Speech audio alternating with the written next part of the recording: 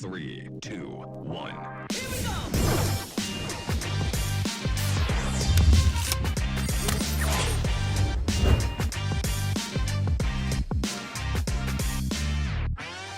Everybody, welcome back to season 2 of the Let's Dig In podcast. I'm your host, Chef Rich Rosendale, and I got to tell you, I am super excited. We've got a great lineup of guests all ready to start this year. And of course, I'm going to be joined with our co-hosts, Christopher Rieloff and Rachel Barnett.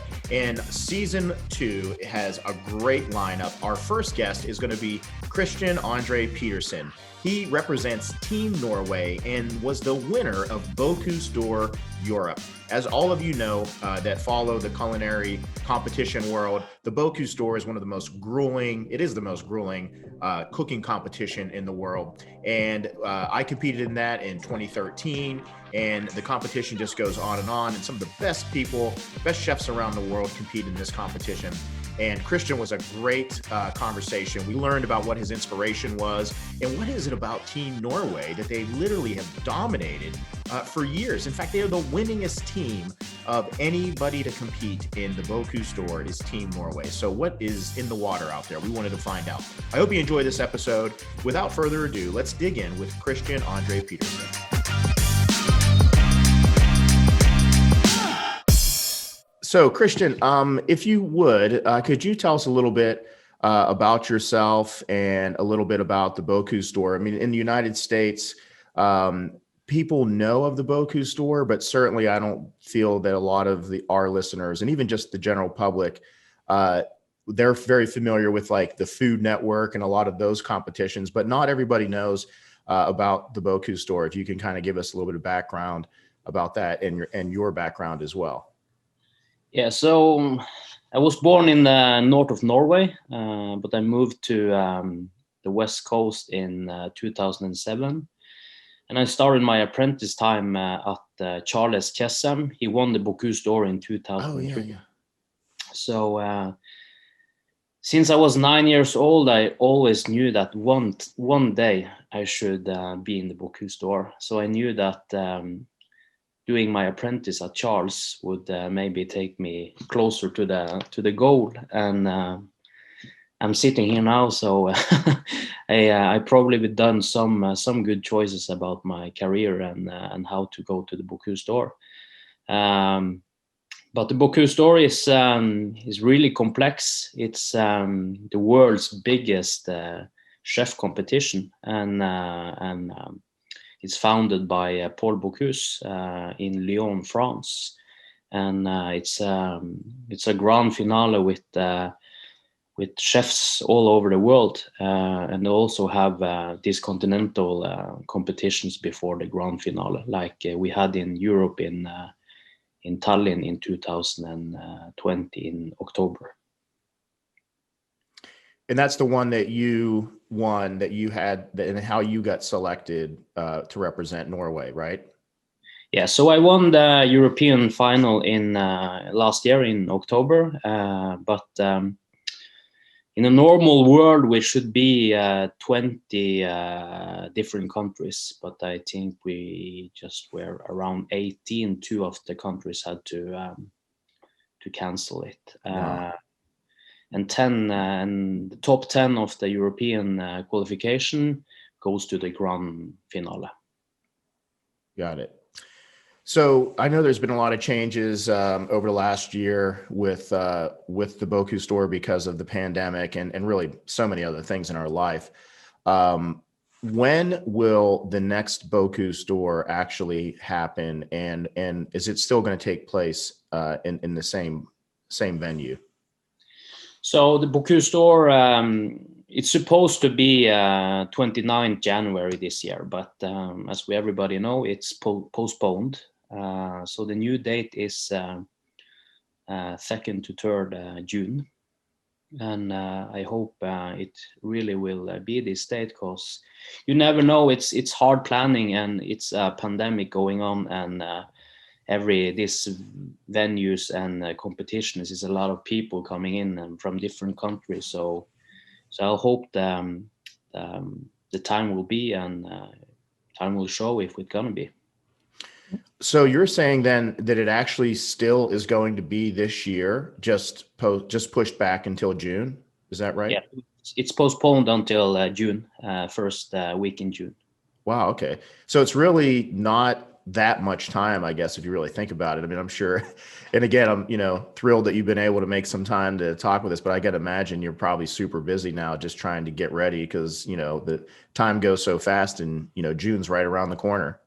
Yeah, the time goes by and it goes really fast. And in the Bocuse store is a lot of planning and logistics and how to gather the team. And now we have been taking the 2020 really good. So we have to plan a little bit different because we never know if it's going to be a new postponed or everything. Right. This time everything is happening and we don't know what's happening tomorrow. So right.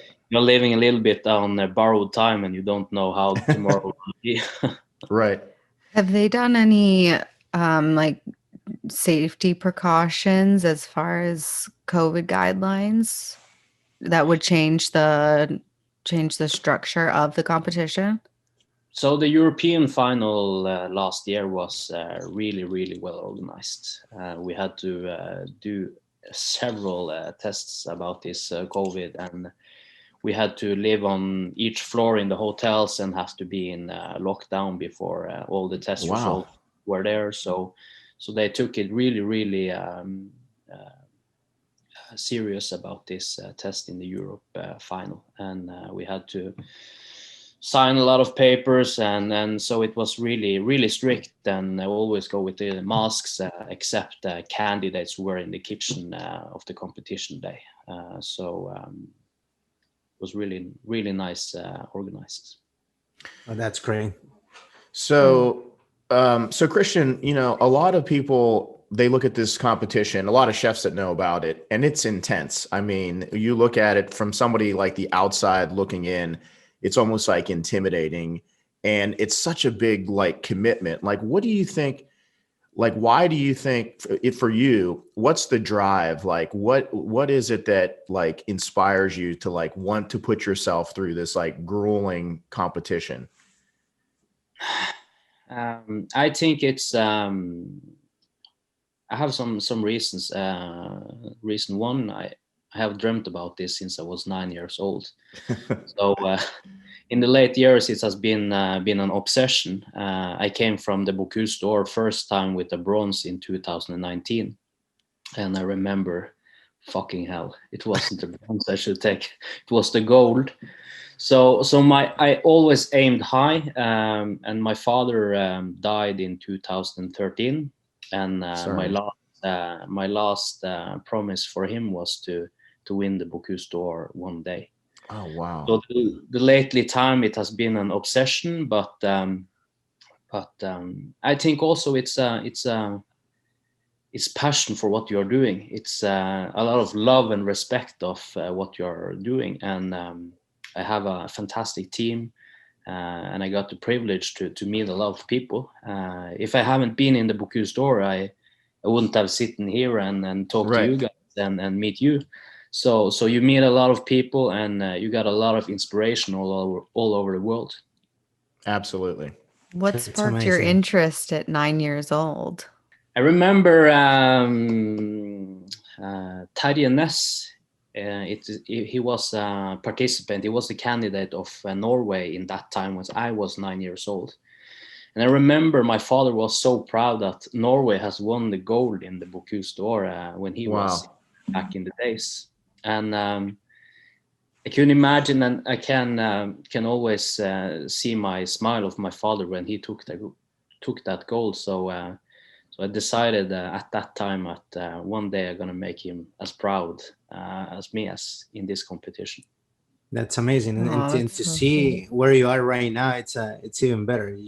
I can imagine how proud you were last year whenever you won Europe, because that was one step closer to the achievement that you won and to accomplish the promise that you made your dad.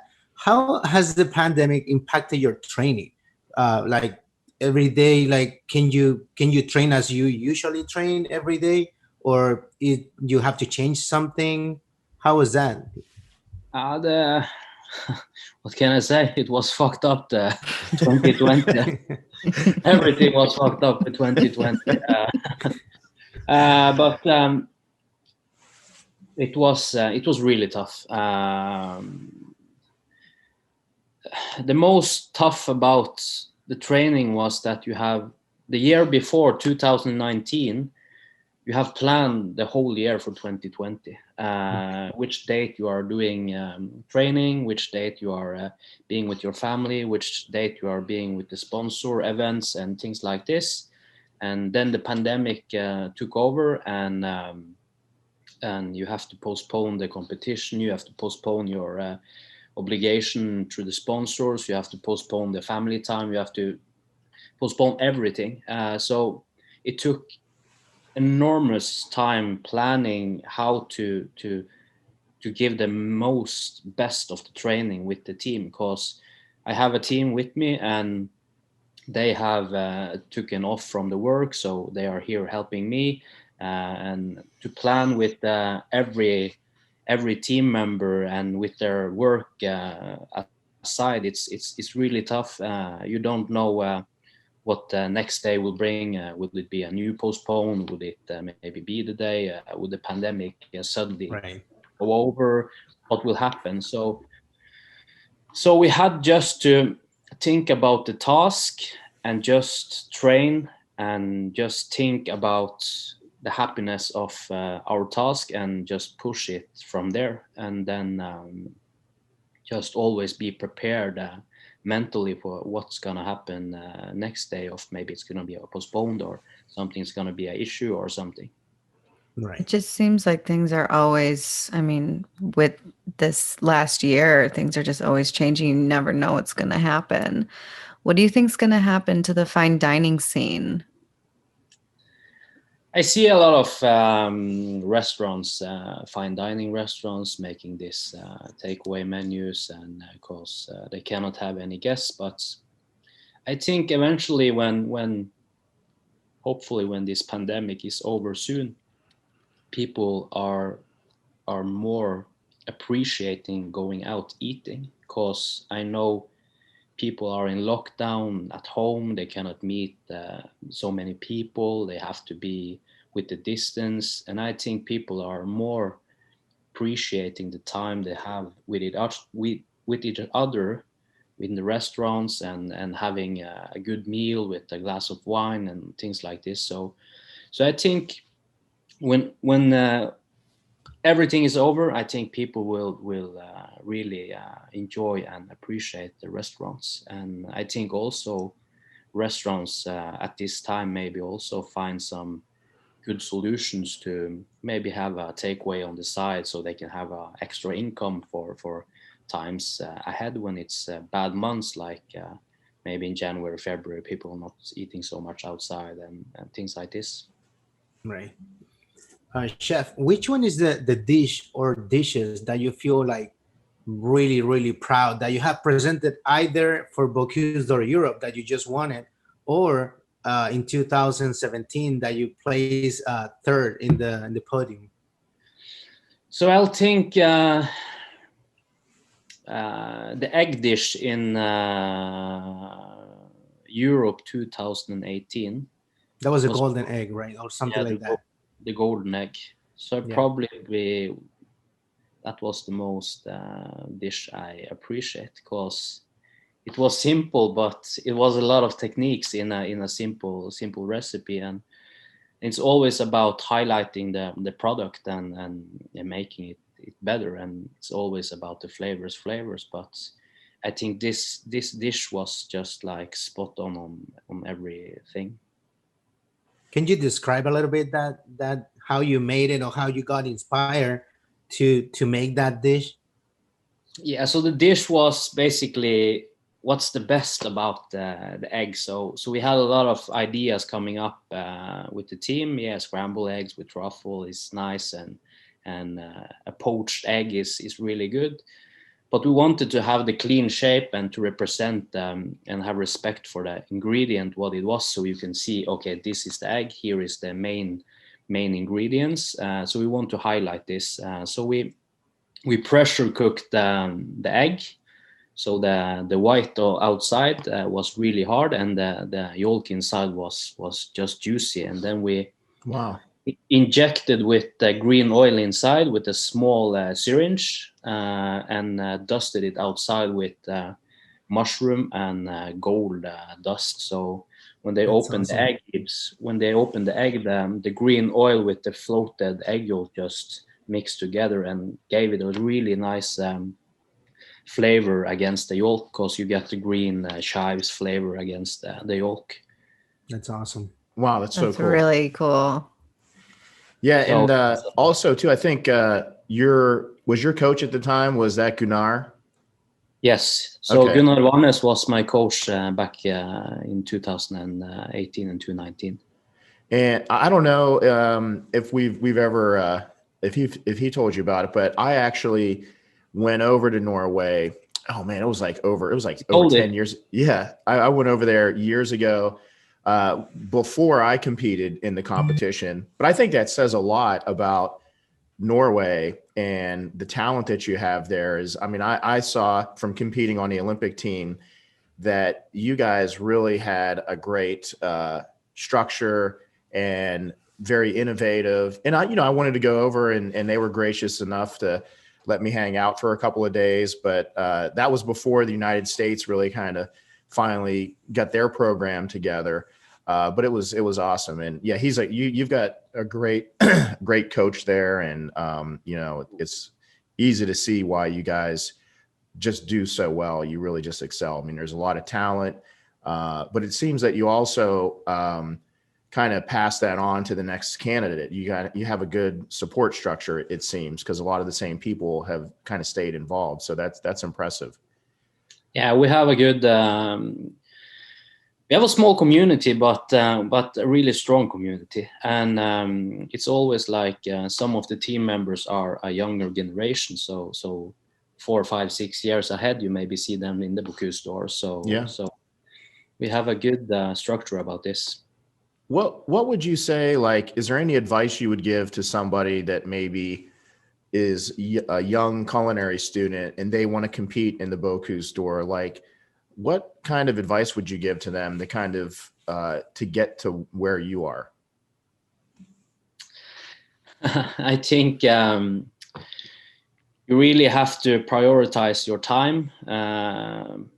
Just do the hard work, and of course you have to plan this from a beginning start, and plan where you work and plan which people you are around, because they can maybe lift you up to another level and you can go to the Bocuse store easier. But it's Bocuse store is really complex, and you have to put the hours inside, and you have to sacrifice a lot. And I knew when I started at Charles, I had to sacrifice a lot to impress Charles, so he could vouch for me for other people. Okay, here is the next guy. Maybe we should let him try and let him go. He's working hard, and let's see. What was it like working with him? It was really, I learned a lot. He's a clever chef with a lot of different styles, and have a really business object of each thing he does. And it was a big restaurant. He had a cafe, and he had a bakery, and had a fine dining restaurant. So, so it was a big space he had. So when you win the gold medal this year, when do you ever see yourself sitting at the judges' table after you have taken the gold and move on, and after you've achieved your goal? I always had a dream of starting a restaurant, and there's a lot of project ongoing at this time. Of course, I had to postpone my my projects and everything when the Bocuse d'Or was postponed. But I have I said to my family that when the Bocuse d'Or is over, we're gonna take a good vacation, and I'm gonna be online on vacation. So you don't need to think about this, and then we'll take the projects when it's coming. So the first thing I'm gonna do after the Bocuse d'Or is take a family trip with everybody. That's amazing. Awesome. So, Christian, we're going to take a quick break just to have a word from our sponsors. Hey guys, we're going to get right back to the conversation with Christian. But before we do, I want to say thank you to our sponsors. And for season 2, we've got some new additions. We have Art of Flame. For those of you that follow my Instagram and Facebook and all the social media, you know I love Art Flame. I've been using them for years. And what's so cool about these grills is the minute you go to their website, and by the way, there's a link from our webpage to all of our sponsors. The thing that I love about these grills is they are so versatile and so unique, and they really add a social aspect to cooking in your backyard, or even for an event. Maybe you want to get something really neat for your members at your private club, or something for a hotel or a restaurant. And the minute that you see these things in use, it just blows you away. For those of you that haven't seen Art of Flame, they have a ring around the center of the fire, and you can essentially use that ring as a griddle to cook all sorts of things. I mean, we can do breakfast and bacon. I mean, a lot of times I'll have friends come over and I'll just lay out a plethora of ingredients, and we just have a glass of wine and have fun and start cooking. And then also you can use that center open flame with many of their accessories. They have a rotisserie, a pizza attachment, and another elevated grill. I mean, I love these things, and I've been using them for years, and I'm really excited because their brand new one that they have is the Black Label. So again, check out their website. I know you're going to fall in love with them. They are just timeless. Also, another one that I'm really excited about is Dry Ager. They're another one of our newest sponsors. In Dry Ager, if you're into dry aging meat, there's a lot of different options out there, but I'm going to tell you, this is the best dry aging cabinet that I've seen hands down anywhere. The first batch that we did of dry aged steaks, I got to tell you, we did prime rib, we did some local, we also did some just other larger American farms. And I got to tell you that the first bite, I was like, oh man, this is like the best steak that I've ever had. We did a 31-day age, and the depth of flavor and the tenderness, because you benefit from dry aging, not just from the taste, but also the tenderness of the dry aging process. So these meat aging cabinets are just absolutely incredible. We'll get into that more in the future in some other episodes, but definitely check out their website. These have a UV light, humidity controlled, temperature controlled, and man, they are well designed. But anyway, let's get back to the show with Christian. It's impressive about Norway, like how you guys have continued to just, I mean, essentially like just dominate the competition. I feel like over the years, and I even feel like in the Olympics, Norway was always just so strong. What is it that gives you guys the ability to continue to do so well in the Boku store? And also it seems like really you guys are very innovative, and you are right there on the cusp of all the newest trends. Like, what is it? What's the secret? I mean, this country, I mean, you think about the size of it compared to the United States, but that has not been a factor. I mean, you guys just, I mean, you've delivered like year after year. Like, what is it? Yeah, I wonder myself. No. We have a good community, as I told you, and supporting each other. And mostly important thing, I think we don't work together because we are a team. We work together because we respect and take care of each other, and always pushing limits. And I think when Boku store started, and we had some of the Norwegian gold medalists, it's been a culture in Norway. Like Norway is really good going on ski and everything. It's been a culture, and then you have a lot of people supporting you and doing each other good. And I think also that what's special with Norway is about the products. In Norway, you can have 4 types of different weather on one day. It could be summer, it could be winter on one day, and of course it's doing something with the products and the producers we have, and it makes it different and very nice flavor. But also I think It's a lot about our identity and heritage to highlight the main product and making the main product outstanding, and or even how to make it even better. So I think in these Nordic countries we have respect for this and working it around and try to do innovative things and find techniques that are inspiring from the maybe heritage or something classic and doing a new twist, but always you can remember what is about. When you're looking for inspiration and you're drawing from, you said, heritage or culture, are there any specific chefs or restaurants or anybody in specific that you're drawing inspiration from? It could be everything. It could be a specific type of chef. It could be a childhood memory. What's the first impression you had when you had the first potato coming out from the farmer with the new melted butter or something like this, or it could be a chef from America, or a chef from France or Italy or everywhere. But you can maybe also see some similarities and maybe put it through a dish you maybe wanted to create. That's awesome. Chef, how has the recognition from Bocuse d'Or and other cooking competition impacted in Norway tourism? Of course, Norway is a really attractive place to visit, especially from a lot of people, and I think it's all about the nature, and the nature provides the chef good ingredients, and you have a chef in the world class making this lovely ingredients from the producer, and everybody want to experience this.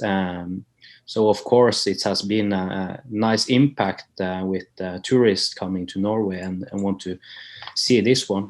But of course it could be a little bit more. But I understand it's pretty cold in Norway at the time. So somebody may be dreaming about a beach holiday, but the beach holiday here is damn pretty cold.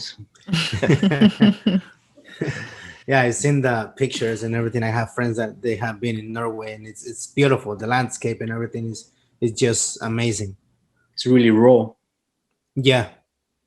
And you know, before I kind of ask the next question, I kind of have a theory too about like why I think Norway has really done so well. I mean, when I went over there, I first reached out to Ager, who he won in 2009. Yeah, he was super, super gracious, showed me around, set up all these different places for me to go and visit. And Oriana met him. He also later went and competed and won. But the one thing I noticed when I was there is I know that like if you go to a culinary school in the United States, it's like they'll show you like, look, this is the way that you make puff pastry. Like this is the only way that you make puff pastry. But sometimes it's good to have that structure. But I also think that to kind of not be locked into like, this is how you have to do it, also kind of gives you so much more freedom. Because there were things that I saw whenever I was at the Institute there, and I saw them doing things that was maybe not the way that I might have been trained, but it worked. And it's like sometimes when you put these lines and you say you can't cross this line, it's almost like that holds back innovation. And sometimes you have to break rules a little bit to be innovative. And I feel like you guys just have continued to, you've gone places with innovation and technique that some people may not go there because maybe they were told in, you know, maybe it's like classical French or, you know, whatever cuisine it is, it's like there's the structure or the limits that maybe you're not supposed to cross, but you guys have continued to do that. And it's been impressive. I think if it doesn't challenge you, it doesn't change you. So you always have to think outside the box because food is like art. You got a canvas and you got a lot of stencils and paints and brush. You are the only artist who can judge if this is nice. If it's your style, you can paint as you want and how you want it. If you want to go outside or limit, you just do it. So Awesome. yeah. And I think that's encouraging for other people and even other teams to hear that, just to, as if they want to get better, that, it's your blank canvas and you can go, if it tastes good and it looks great and you've got technique, wonderful, but it doesn't have to look this way. So, what about, how would you describe like Norwegian, cuisine today? Is it as regional, as like in the United States, where it's like, this is Pacific Northwest, and if you go here, it's like New England and it's their style. What's Norwegian cuisine like today? Norwegian is like,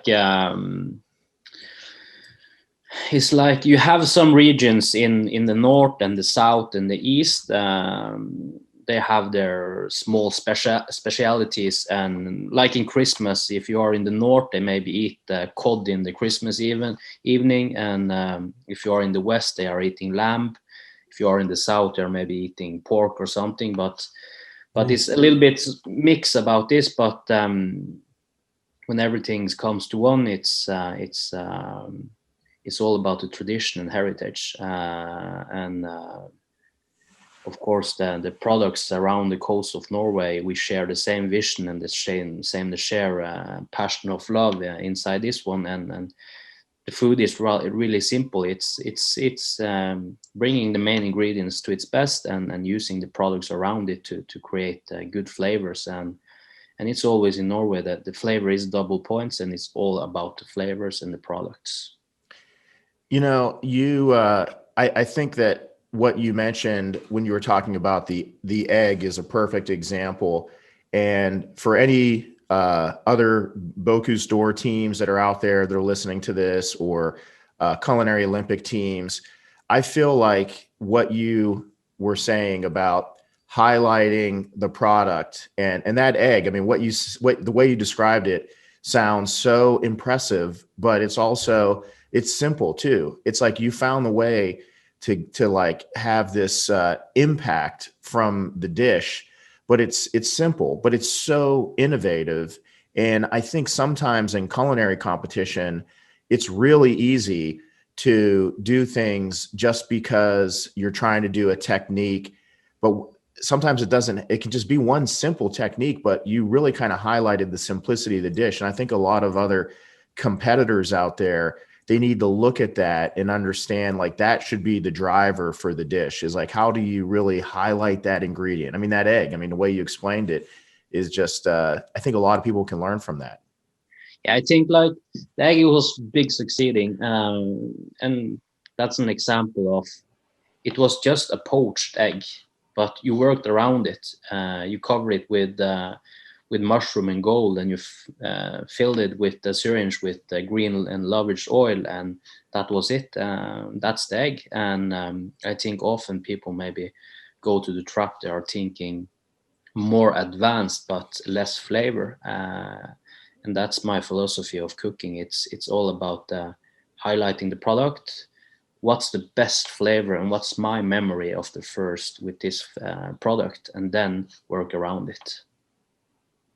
That's amazing. Awesome. Chef, how do you, I don't know if you can talk about this actually, but how do you train? How Norwegian team trains every couple of years, or probably like every day? You just mentioned that you have to make sacrifices to get where you are right now. And I'm pretty sure whoever has competed for Bocuse, they already know that. But for young culinarians that they're watching the video or they're listening to the podcast, what do they have to do? Like, you have to wake up every day at 5 a.m. You have to go and run. You have to be healthy. What is your best advices, and how do you do it? I think my best advice for young chefs or a new generation is to, as I said earlier, make priorities about, this is what I'm gonna do the next 2, 3, 4, 5, 6, 7 years, and this is my goal. This goal can maybe ridiculous high, but it's always good to have something to reach against. I was 9 years old when I was thinking about the Bocuse d'Or.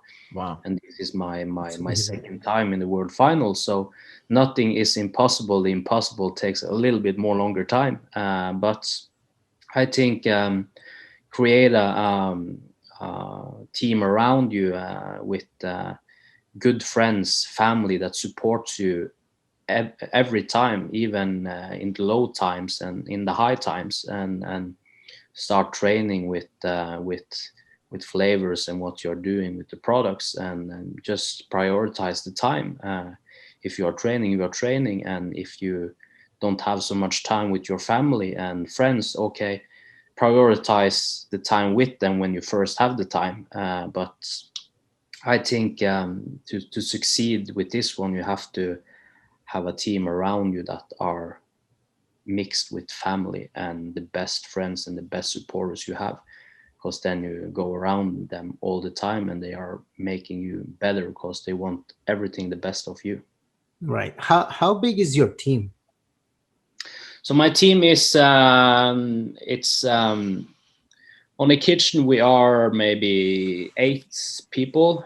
So it's me, the candidate, the coach, Komi, and we have 5 others that are doing everything from vegetables to fish or meat or whatever the task is. And then we maybe jam around here is the task, what's the best flavor or best experience we have with this, and then we work around it, and then we maybe let everybody jam, even the young boys as well. Okay, do you have some ideas? Maybe we could try it out, and you can see your idea from an early stage, and we can develop it together.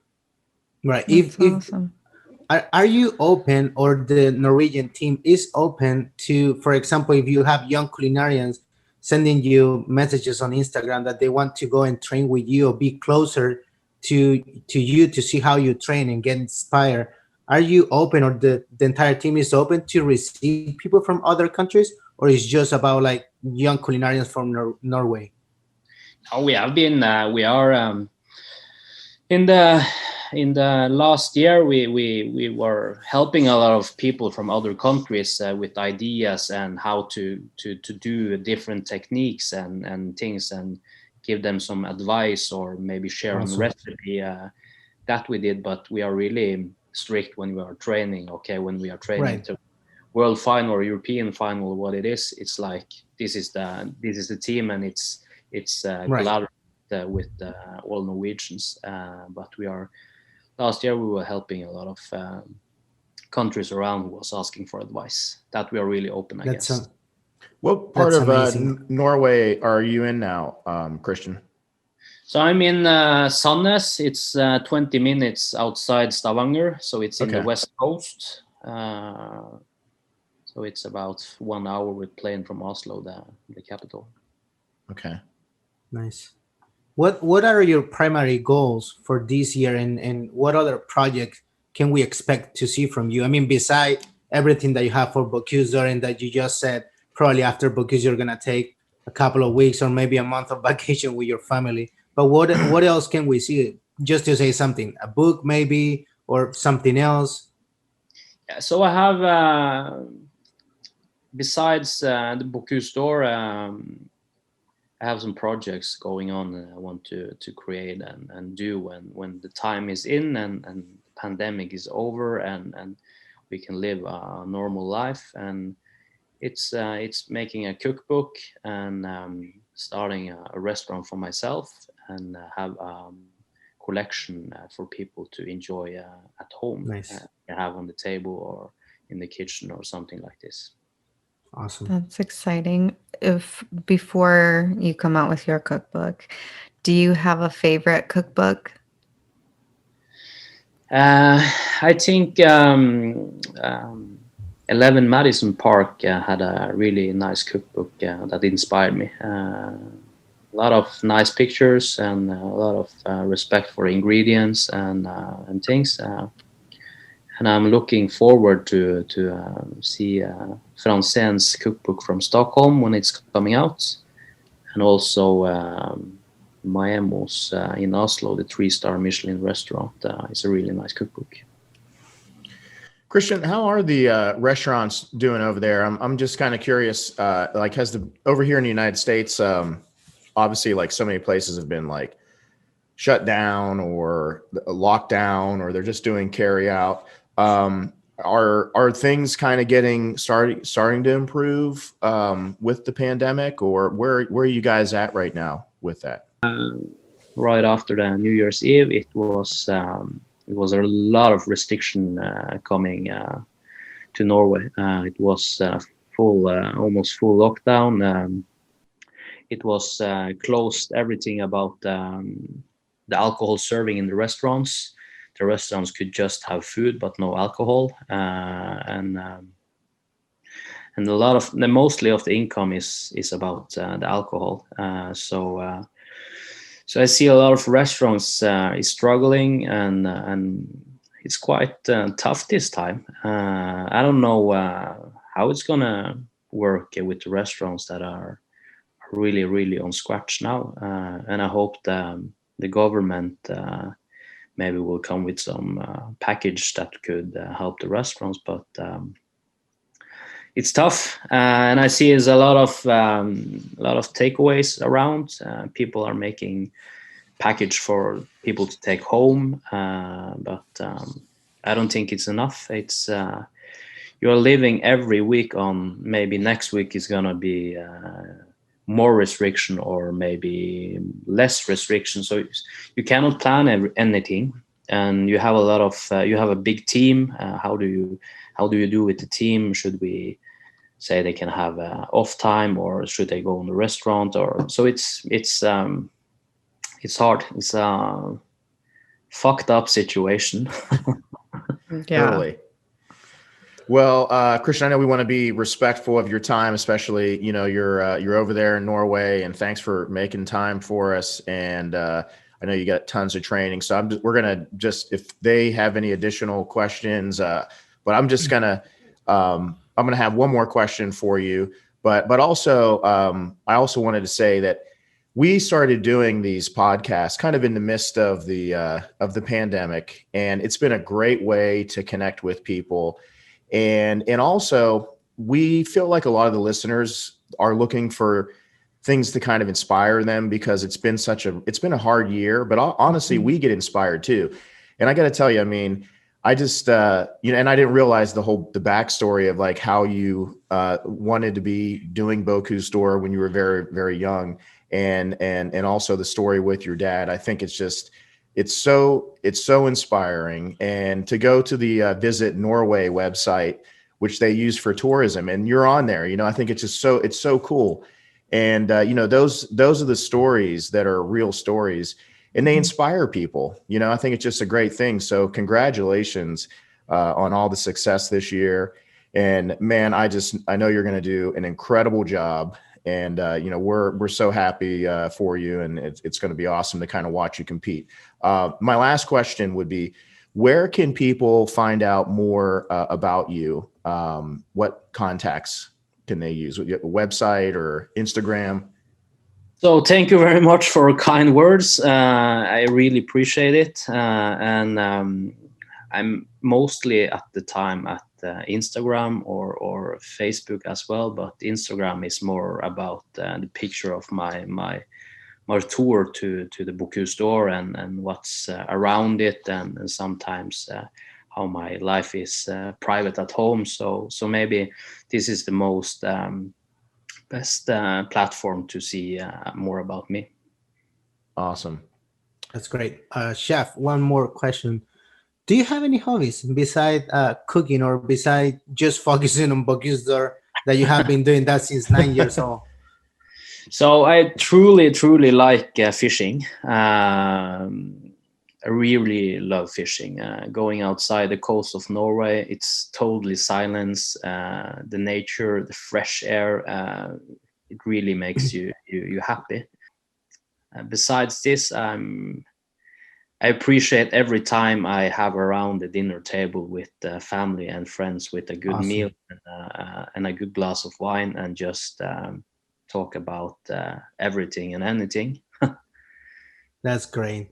Now that you said that, sorry, I'm gonna just make a couple of more questions. Why do you think now? I mean, Norway is known by their salmon and probably every kind of fish that you have. Yeah. Why do you think that is this because of the cold waters that you have, or because of how you respect the nature that you were talking about that at the beginning? Why do you think that Norway has the best salmon in the world? So I think that the generally of the fish and products around the coast of Norway are really exceptional in Norway, is because you got the coastline that is really clean, really fresh. The pollution in the ocean in Norway is really small. We have a good system about the things what they are eating, which kind of food they could have, and is a lot of good environment for the fishes around, and people have respect for not overfishing what's in the ocean, so we can always have it limited and keep this away. I hope our listeners heard that loud and clear. Yes. Yeah, that's amazing. One last question for me, Chef. You just mentioned that you really enjoyed time around the table with your family. What would you say is your favorite meal to have at the family dinner table? That's quite difficult, but it's always I know Monday until Friday I have the same problem as if you're working with banking or another type of company. I also have really limited of time making dinner, so it's often a little bit fast dinner you make from scratch anyways, but on holidays it's like I think it has to be maybe fish or shellfish, maybe cooked or fried, or sometimes you just have a natural boiled shrimp or langoustine or crabs or king crabs, or with some good sides with it as well, and a good bottle of wine with good friends and things like this. Awesome. Great. Well, Christian, thank you so much for your time, and we want to wish you the best of luck in your training and in the Bocuse. We will be watching, and I know you're going to do terrific. You're always welcome here in the United States afterwards. Whenever you get some free time, you're always welcome. We'd love to be able to have you here. I'm in the DC area. We have our restaurant and culinary lab here. We'd love to have you. And again, just say hello to all our friends over there in Norway, and best of luck. Thanks for your time today. Thank you very much. Thank you so much. Looking forward to see you probably soon. And as well, you are all welcome to Norway anytime, anywhere. Thank you very much. much. Appreciate it, Christian. Take care. Good luck. Take care. You too. Bye. Bye. Hey everybody, I hope you enjoyed the episode there with Christian Andre Pettersen. Thanks to all of you that continue to like and subscribe to the show. Thanks to our sponsors, again, our new ones to highlight this year, Art of Flame and Dry Ager. Please check out their website. All the products and all of the equipment, ingredients that we work with them for a reason, because they're compelling. They have compelling stories, and they're passionate and dedicated to what they do. And I know these new partners, you're going to love them as much as we do. Also, if you want to see any of the past episodes or listen, you can go to richrosendale.com, select podcast, and you'll see everywhere that the podcast is available. We also have the video version that is available on YouTube at Rosendale Collective. There you can see and watch and listen to all of our past episodes. And also, please, to all of you, if you don't mind, try to like and subscribe to the show. It helps us get the show more widely available to all of you. We're going to continue to do this and keep bringing you great content and great guests. And thanks again. We'll see you next week.